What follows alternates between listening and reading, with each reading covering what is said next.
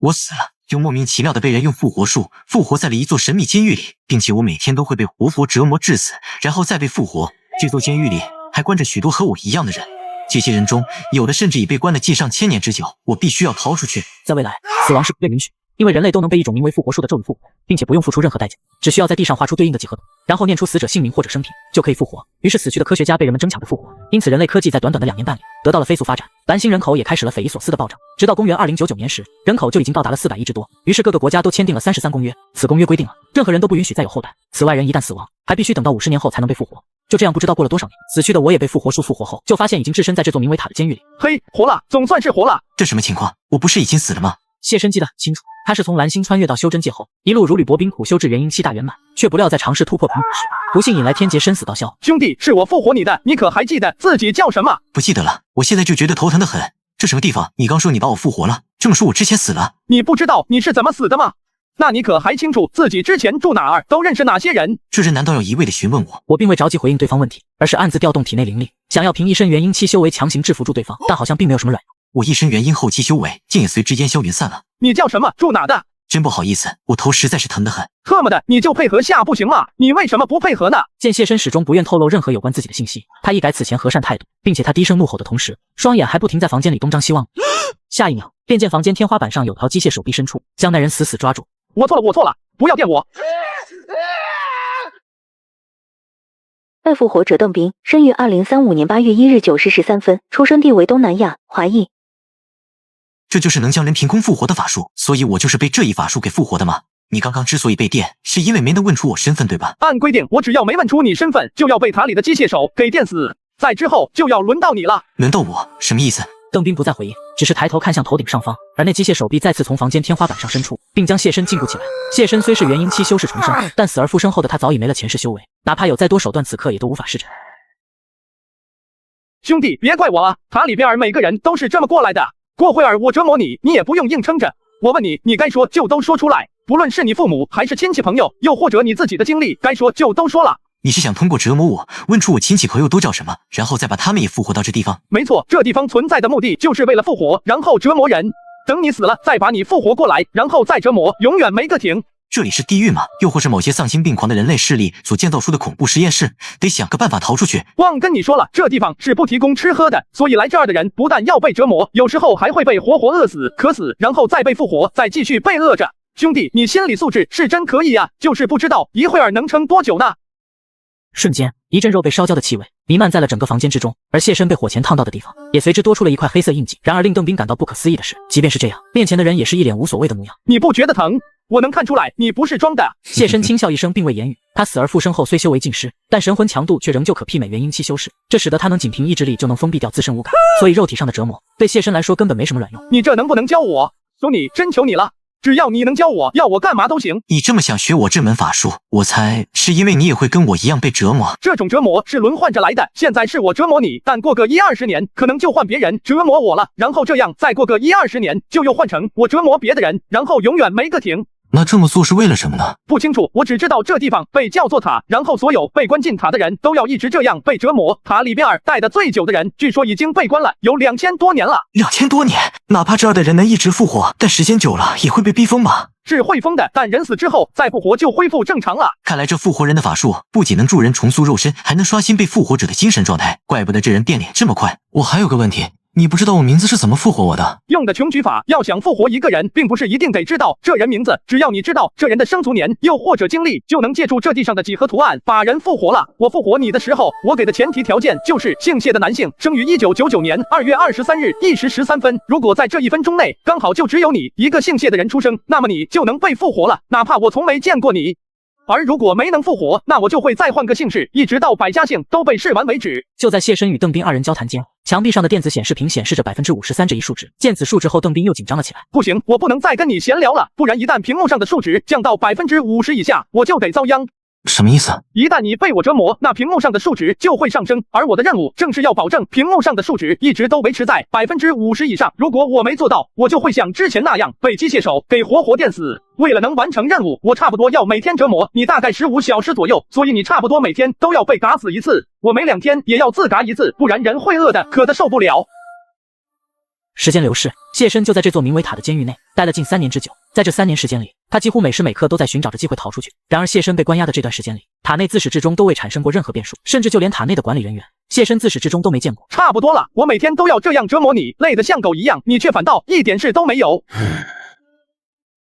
兄弟，我有点扛不住了，我先睡一觉了。还是老规矩，如果那屏幕上的数字降到了50%，而我还没醒的话，记得一定要叫我。放心吧，那屏幕我会帮你看着的。好兄弟。如此过了有2个小时半左右，谢申也因为伤势过重，终于是再也坚持不住昏死过去。被复活者姓氏谢，生于1999年2月23日1时13分。身为被折磨者，他每次死而复生后，都会再度被机械手臂禁锢在墙上。不过这一过程有1-2分钟的空档时间，让谢申能够自由行动。紧接谢申迅速用手指按压自己周身的各处大穴，此指压法是谢申穿越修真界后，意外于仇敌手中夺得的一门秘术。施术者可通过刺激周身穴位的法则，燃烧体内气血，从而在短时间内获得强大爆发力。我去，你在干嘛？谢申没有理会邓斌，而是便不管不顾地朝房间外冲了出去。术法会消耗施术者的生命，所以谢申根本就没想过能逃出这里，而是为了看一眼外面究竟是个什么情况。毕竟要想逃离此地，就必须尽可能地掌握更多情报才行。从大门冲出去后，映入谢申眼帘的是一眼望不到尽头的长廊，在其两侧竟是密密麻麻数之不尽的金属大门，其内还隐隐能听见阵阵凄厉惨叫声。谢申本想趁着体内气血尚未燃尽，尽可能的冲到更远处去观察下情况，可他还未来得及有所行动，便见数名守卫从前后包夹着朝他靠过。由于有术法加持的缘故，谢申五感敏锐异常，远超常人，他能很清楚地观察到守卫胸口均无任何起伏，就仿佛他们根本不需要呼吸。我操，这些守卫不是人！被复活者姓氏谢，生于1999年2月23日1时13分。此刻牢房里，那扇被谢申一拳破开的合金牢门已被修复完毕，甚至他们都没对牢门进行加固，就好像刚刚什么都没发生过一样。你刚刚是怎么跑出去的？这座塔里边的守卫有问题。你连这都看出来了？怎么，这秘密你早就知道？我也是听人说的，这座监狱里的守卫都不是人，不过因为跟人长得太像了，所以我们都会叫他们伟人。单凭那些伟人的速度以及作战能力，我至少需拥有筑基期以上的实力，才能与之抗衡。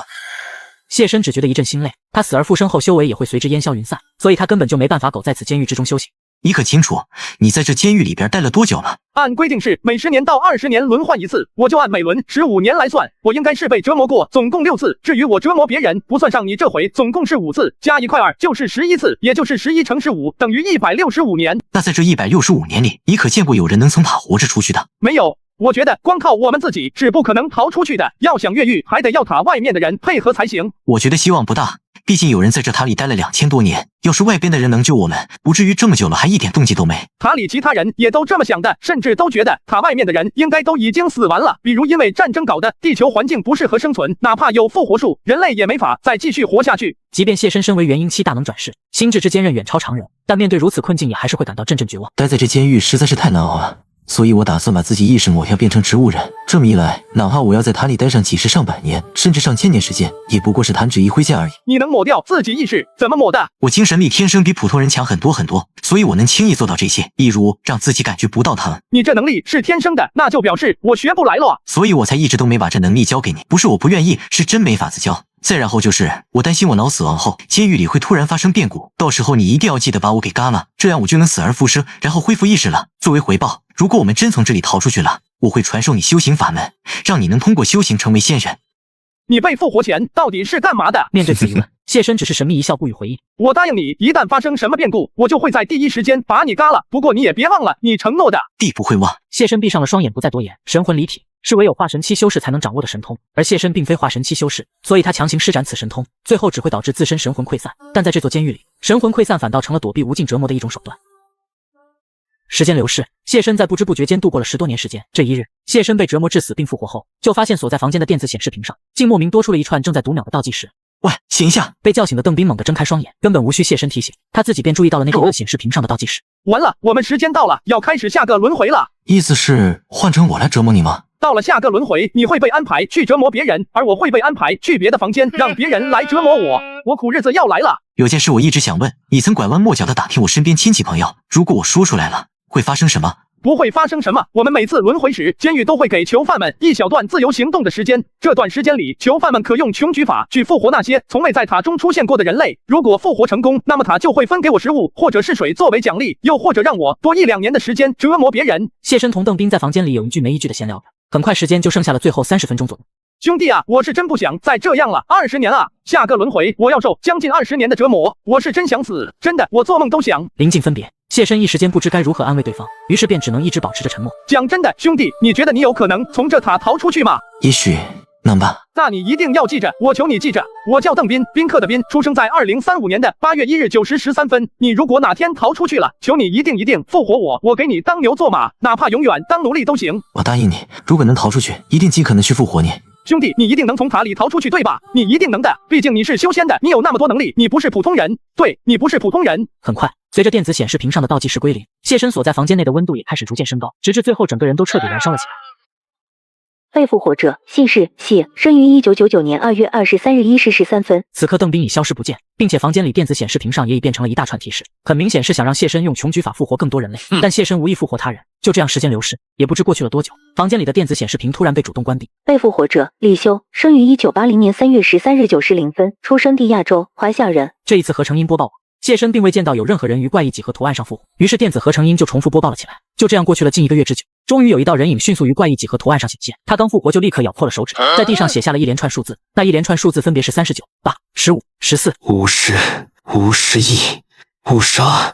这人是在计数吗？如此过了约3-5分钟左右，李修芳才停止了低声续口，随后他又在之前那一连串数字最后补上了22、50。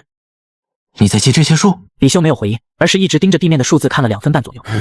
我怕你把那些数字都抹掉，所以就一直在抓紧时间记。问题是我并没像你说的那样做，这说明你应该才刚来监狱没多久，你心理状态还是相对较健康的。那你记这些数有什么用？算是怪癖吧，我天生就对数字比较敏感，在被折磨的时候，为了能让时间过得快一点，我会用数数的法子来转移注意力。这真的是怪癖吗？还是另有什么原因？谢身对于李修所言，他心中虽有疑惑，但却并未再继续追问。相比起之前的狱友邓斌，李修很明显要沉默寡言许多。见谢身不再开口，他便也始终保持着沉默不语。时间1分1秒的过去，很快电子显示屏上的数值就由60%下降到了50%。按照监狱内规定，数值必须一直保持在50%以上，这意味着谢身需每天折磨李修至少15小时，否则谢身便会受到来自监狱的惩罚。你还不动手，再不折磨我，那些机械手就要电你了。谢身不予回应，就一直盯着地上那一连串数字。而在李修注视下，那机械手臂抓住谢身，迅速释放出电流。李修本以为谢身会惨叫，但令他感到意外的是，谢身竟像是无事发生一般，自始至终都保持着面无表情。被复活者，姓氏谢，生于1999年2月23日1时13分。你感觉不到疼吗？这怎么做到的？你之前写的那一连串数字到底有什么作用？一开始怕你心理健康是装出来的，所以没敢跟你兜底，但现在我放心了，你心里确实没任何问题。所以呢？所以我打算跟你合作。而刚刚那些数字是我来监狱的具体时间，准确到秒的那种。你之前共写了6组数字，如果是记录时间的话，那么这些数字对应的刚好就是年月日，还有时分和秒。不错，根据我总结出来的规律，监狱里的每次轮回其间隔时长永远都只会是整数，且只会在10年到20年之间变动。它可以是11年、12年、19年或20年，但绝对不可能是11年又3个月这样的数字。能听懂吗？懂，你继续。比如我刚写的数字是39、8、15、14、22、50。那么相对应的，我们这次轮回开始的时间就是39年8月15日14时22分50秒。假设我们这次轮回前后总共间隔有15年，那么下次轮回开始的时间就是54年8月15日14时22分50秒。这到底有什么用？如果我能靠这时间从监狱里边逃出去，你信吗？谢身同李修闲聊了许久，期间谢身还试图问出李修打算如何从监狱逃出的方法，但李修还未100%信任谢身，所以始终都不愿透露这其中关键。就这样过去了近1年之久。在此次轮回中，谢身虽是负责折磨的人，但却从未主动折磨过李修。你听说过空间站吗？空间站就是飞在外太空的那种载人航天器。是，不过要远比你想象的大得多。那上面有很多从监狱逃出来的人。怎么逃？自嘎然后复活过去吗？聪明，就是自嘎，然后等空间站的人将我们复活。与其说是我们在越狱，倒不如说是空间站在和监狱抢人。我懂你意思，但问题是监狱会在我们死的第一时间里就将我们复活，而空间站的人则不清楚我们什么时候会死。你说的一点也不错，但空间站会安排一小部分人，从公元1900年1月1日0小时0分钟开始，按照百家姓的顺序依次往后尝试复活死去的人，基本和塔里用的穷举法差不了太多。然后当空间站刚好念到你名字，而你又刚好死在监狱时，你就有概率能在空间站被复活了，只不过这个概率很小很小。你这法子有点不太现实吧？要想把时间卡好，你就要知道空间站它什么时候开始复活人的。你以为1年前我刚被复活的时候，在那儿拼命挤时间是为了什么？你从那时候开始就已经在计划复活到空间站去了。我被复活的时间是6139年8月15日14时22分50秒，然后塔监狱的电子显示屏会按照每36分钟下降1%的速度降低，这样就很容易计算出来了。电子显示屏的数值从70%下降到50%，刚好要整整12个小时。这么一来，电子显示屏就相当于是我们的时钟，只要有电子显示屏在，就能算出来现在是几时几分几秒。但复活人的是人工操作，那时间上就不可能100%精确。在这种情况下，你怎么保证死的时候对方刚好能念到你名字呢？所有负责复活的人，每分钟必须念出10个人名，还有生存年这个数字，既不能多，也不能少。虽然这样还是会存在误差，但至少被降低到了可接受的范围内。已知空间站总共安排了10080人，分2班轮着负责复活工作。然后百家姓共有504个，按照每人每分钟负责10个名字的速度，要从1900年一直念到2099年，就需要2年6个月。这其实真不算长。哪怕我们因为误差在这2年半时间里没能成功复活到空间站，那么只要再等上2年半，就能又等到下一次的复活机会了。你姓李，这姓氏位置倒是好记，赵钱孙李，所以你在百家姓排第4位。但我呢，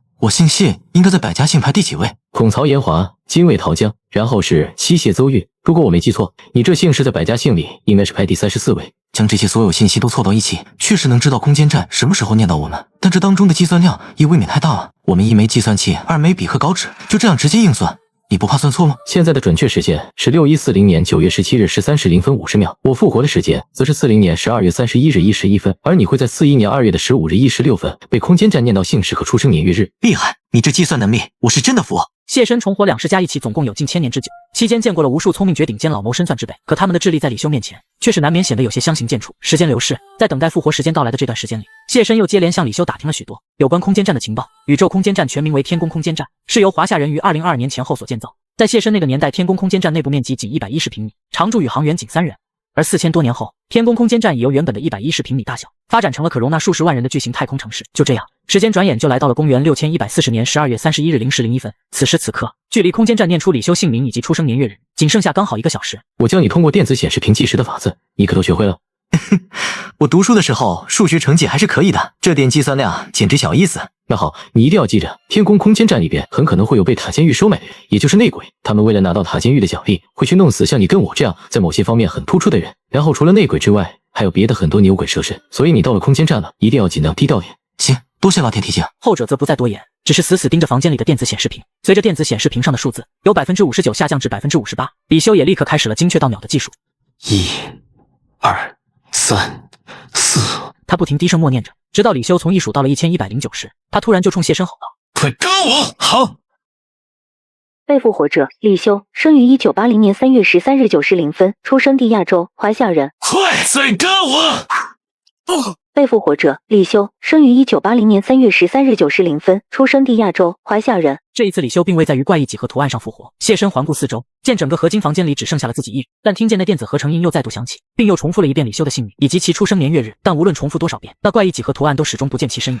李修应该是越狱成功了，看来他所提出的方法是可行的。李修走后，他并未给谢身分配新的狱友，而是让他继续待在原本的房间里。就这样，时间很快就到了次年的2月15日1时06分。见时机已到，早就准备多时的谢身就开始了自导。为了能死得尽可能快一些，他还不忘施展出燃血大法，加速消耗着自身生命力。被复活者姓氏谢，生于1999年2月23日1时13分。谢身并未能在第一次死亡时被复活到天宫空间站去，于是死而复生的他毫不犹豫地自答了起来。终于，在第3次死亡的瞬间，谢身整个人的魂魄便好似受到了某种牵引般，不断缓慢上升。在上升过程中，谢身也看清了这座监狱的全貌，并且发现这名为塔的监狱远远不止一座，其数量之多，甚至能将全人类关至其中。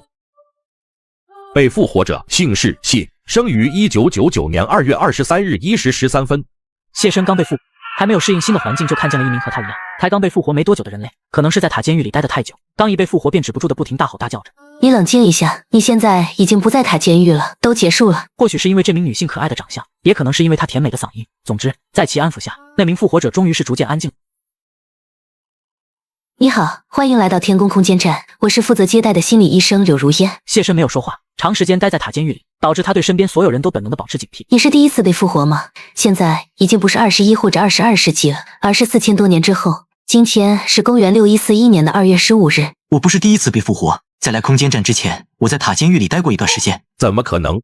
你在塔监狱里待过，情绪还能这么稳定？你这样子，我一点都看不出你被虐待过。该不会你被复活到塔监狱后没多久，就又被复活到空间站了吧？我在塔监狱里待了将近20年吧，这算久的吗？不可能，你在塔监狱待了整整1个轮回，怎么可能还表现这么正常？问题是我有骗你的必要吗？如果你觉得我不是从塔监狱出来的，那就不是好了。在塔监狱里的生活并不会为他带来任何好处，他确实没有撒谎的必要。想到此，接待室内的所有工作人员们皆不约而同地互相对视了一眼，众人都从彼此眼神中看到了惊愕，还有怀疑。那行吧，按照规定，所有被复活的人都要先进行心理评估，然后得分越高的人被分配到的工作岗位就越好。根据你目前的心理状态，我给你打的评分是 S， 你接受吗？ S 的评价分是最高的吗？那当然接受了。那好，接下来开始登记你名字。我要先跟你说下，名字在复活树面前，无论是小名还是假名字，它都会被复活树默认成是你的真名。所以我建议你在登记时直接说你真名。我全名叫谢深。谢深是吧？你有什么特长？比如你在被复活之前一直都是做什么工作的？我压根就没工作过，总不能告诉你我是个修仙的吧？我曾做过草药培育方面的工作，然后各种动植物所具有的药理性，我基本上都能说出来个一二。那我给你个人档案上写上种植，应该没问题吧？修真有6艺：炼丹、炼器、阵法、制服、灵植、御兽中。谢深最为精通的便是灵植培育之法。行了，你的指纹已经录进系统了。在空间站，所有人的日常消费用的都是积分制，然后不管干什么，几乎都会消耗个人积分。就比如吃饭、喝水、洗澡、上厕所。上厕所也要消耗积分，这么夸张的吗？你以为呢？这儿不是地球，这是外太空，甚至就连你呼吸也同样要扣积分，直到归零为止。那要是一个人积分归零了，会发生什么？会把你绑到电刑椅上，然后电死你。不出意外，要不了多久，你就会复活到塔监狱里边了。你也不用太过于担心这一点。日常消费很低的，普通人工作1天赚的积分，最少也能在空间站待个5天左右。这儿待遇居然这么好，但我从接待室走到这儿，一路上碰到的人好像都在拼命工作，也没看到哪个偷懒了。积分除了能用于日常消费，还能让人日夜不停地念你名字，还有出生年月日，直到你被空间站复活，又或者积分消耗完为止。所以这儿的人才会个个都拼了命的工作。懂了，多谢柳小姐告知。我也就是看你长得好看，然后气质也有点特别，所以才跟你说这么多。你要是也喜欢我，记得晚上联系我。这里的人都这么浪荡，还是说我的三观已经跟不上时代了？紧接上集，我自达来到了空间站，本以为是就此开启了幸福人生，却不料空间站里处处都是牛马，不仅吃喝要缴费，甚至上厕所呼吸都要缴费。翌日，谢深就跟着柳如烟一起去了基地的绿植区。按照规定，新人初到空间站时，会有专门的接待员引导其生活起居，并科普各种有关空间站的常识。而柳如烟是负责引导谢深的接待。你昨晚干嘛了？都不来找我？我之后都会很忙，所以就不太想跟人约会。装，跟我装是吧？你这种人我见太多了。我是真没跟你开玩笑，我真的很忙，所以你的好意我只能心领了。好吧。柳如烟眼神复杂的看了谢深一眼，不再多言，也不知其心里究竟在想些什么。交谈间，二人已来到了空间站最底层的绿植区。像这种绿植区在空间站里边还有很多，主要是用来净化我们呼吸排出的二氧化碳，然后通过光合作用释放出氧气。二氧化碳密度比空气大嘛，所以这些绿植区基本都建在空间站的最底层。好了，接下来就是办正事了。柳如烟开始操作着公共终端，将谢深的个人信息录入其中。作为新人，谢深需先在公共终端上进行考试，只有成绩及格了才能正式入用。我已经帮你把个人信息都录进去了，你准备好之后就随时可以开始了。那直接开始吧。请。下一秒，便见公共终端的显示屏上有一模糊不清的黑影出现。此黑影虽有人形轮廓，但因为被打了马赛克的缘故，所以并不能看清其具体相貌。我看你个人档案，之前搞过种植是吧？是的，略懂一些。你左边种了一棵水草，你可知道这叫什么？谢深虽在灵草灵植的培育上有着近1000年之久的经验，但那些经验都是他在修真界时积累的，尤其是在称呼上，不同世界更是有所不同。我并不知道这水草叫什么，不过因为我在草木培育方面有特殊天赋，所以我虽然叫不出这水草名字，但却能一眼就认出它作用。那请你说下，那盆水草具体有什么用？这种水草应该有止血消炎之功效，味淡性凉，可以入药和食用，但味道并不好，而且不宜多吃，尤其是体弱宫寒的女性，食之有大害。不错，你身后这种水草叫金鱼藻，是一种被子植物。受教了。那儿有堆长着7个叶子的植物，你可知道这个？这草药跟金鱼藻刚好相反，这个性温体味甘，有补气活血化瘀之功效。这叫3气，就如同你说的一样，分毫不差。你叫谢深是吧？你以后就是031号绿植区负责人了，有什么不懂的，记着多问多学。我记住了。那就这样吧。我去，你真可以啊！你可知道负责人一天能拿多少积分？1天应该能有个1000左右的积分吧？我1天也就能拿200左右的积分。1000吗？谢深早在入职考核开始前，就已经将大厅里的所有植物都扫过了一眼。在这些植物中，有些药草都自带有少量灵力，虽然不多，但对于尚未迈过修行门槛的谢深而言，却已是绰绰有余。2小时半后，等柳如烟以及绿植区工作的人都下班离开后，谢深忙凑到了那些蕴含有灵力的植物前，他默默运转起前世所学的洪荒吞天诀功法，开始缓慢吸收灵力。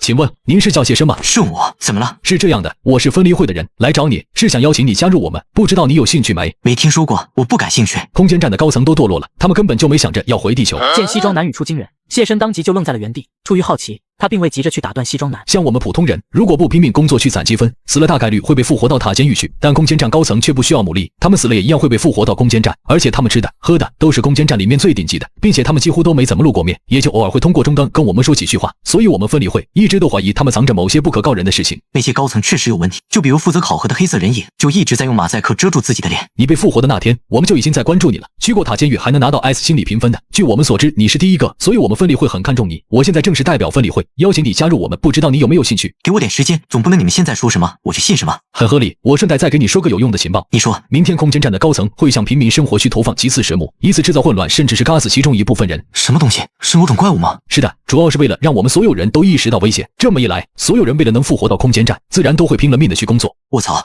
居然还能这么玩！你说的那极次水母具体什么样的？要怎么才能避开它们？极次水母体型很大，会飞，然后整个身体都是半透明的，能无视障碍物穿过各种地形。然后那些水母尾巴上全是刺，有毒，人被蛰了，基本跑不了几步就会昏倒。我知道的应该就这些了。我记住了。我还有一个问题，你就只在脸上蒙了块黑布，就不怕被空间站的监控设备看到吗？这你放心，空间站的功能主要靠的是太阳帆发电，然后用锂空气电池来蓄能，再加上近些年空间站的人口越来越多，电力其实是不怎么够用的，所以为节约用电，空间站会在晚上把各个工作区的电力都断掉，只有生活区才会24小时一直都开着。此刻绿植区供植物生长所需的日光灯突然都在瞬间被一齐关闭，就好像是为了验证西装男所言，整个大厅光线都变得昏暗起来。为克服地心引力，天宫空间站会绕地球做匀速圆周运动，且与地球转速基本同步，所以空间站内同样有白天黑夜之分。就暂时先聊到这儿吧，我先走了，保重。西装男走远后，随即谢身就引导着更多灵力汇聚到体内子府之中，而就在2个半小时后，谢身的修为也成功来到了炼气初期。该走了。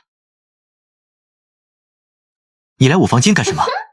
紧接上集，我第一天在空间站上班，就有分立会的成员邀请我加入组织，并且告诉我明天极次水母就会来到生活区屠杀民众。紧接着我下班回家后，就看见了柳如烟妩媚的坐在了我床上。你来我房间干什么？你不来找我，所以我就直接来找你了。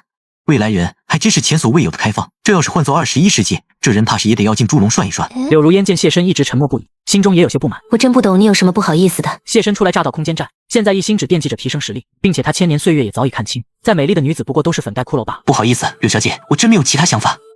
哼，装。坏了，那些怪物又跑生活区来了。这么快就来了？你知道今晚上有怪物要来？不是今晚，那人跟我说的准确时间是明天晚上。你要干嘛？怪物是极次水母，躲房间里应该没用吧？你确定是极次水母？不确定，提供情报的那人不是很可信。行，我们一起去看看。很快，谢身与柳如烟就来到了生活区大厅。然而此刻的生活区大厅里，有数只全身上下呈现出半透明状，并足有10多米高的怪异水母出现在这。还真是极次水母，快走！柳如烟在认出极次水母的瞬间就拉着谢身逃跑，但因为他穿了高跟鞋的原因，所以跑得很慢。考虑到此，谢身果断反手抱住了柳如烟。他运势体内灵力，所以抱着柳如烟很是轻松，并且以50米每秒的速度奔跑着。我去，你跑这么快！此刻，无数人也都已陆续从胶囊房间里冲了出来，大家争先恐后，你推我搡，一时间，喝骂声、尖叫声很快就自人群中接连不断响起，并且被水母触须裹挟至半空中的人都会在数秒后彻底昏死过去。紧接着，被裹挟者的整个身体都会以匪夷所思的速度融化成血水。显然，极次水母就是以这些人类血水为食的。此刻，谢身与柳如烟已经跑到了逃生通道，并且这里已经陆陆续续的很多人都跑到了这里躲了起来。这些怪物，你可知道是什么地方来的？不清楚，反正自从空间站建成后没多久，这些怪物就开始出现了，然后一直到现在都没人能想到怎么对付他们。空间站里边应该有很多高科技武器吧？那些也不行吗？没用，那些水母就好像是不存在一样，无论什么样的武器都没法碰到它身体，除了人。人类不用武器的话，怎么可能对付得了这些怪物？每次有极次水母出现，空间站的高层都只能干看着，然后等这些水母吃饱之后自己走掉。于是，在谢身、柳如烟2人交谈间，生活区大厅里已陆陆续续有人冒死冲进了逃生通道之中。随着逃生通道内的人越聚越多，大厅里的极次水母们也都已逐渐停止了进食，并且一只极次水母突然发出了一阵响亮的精鸣声，紧接着其余极次水母便也都跟着发出精鸣声。下一秒，这些水母们的身体逐渐开始由实转虚，直至最后彻底消失在了众人视线之中。待危险退去后，躲在逃生通道内的众幸存者便都似若无其事般返回了各自的胶囊房间。我回自己房间了，你早点休息。极次水母有着虚实转化和传送这2种特殊能力，若我还有元婴期修为，说不定也能自创出这2种法术，再不济也能出手抓住其中一只，用来炼气或是用于炼丹，多少也能从中捞到些好处。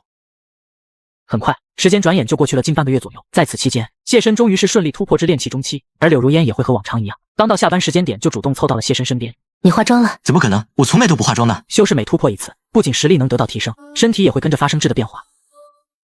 不好意思，打扰一下。此人正是1个月前来找过谢身，并自称是分离会成员的西装男。相较于之前，这一次西装男并未再用黑布蒙面，显然是对谢身有了一定的信任。这人年纪不大，看样子应该是才刚被空间站复活没多久。所有被复活术复活的人，身体都会被重置回22岁，只是人会随时间流逝逐渐变老。这位是你女朋友吗？如烟，你先回去吧，我还有事情要处理。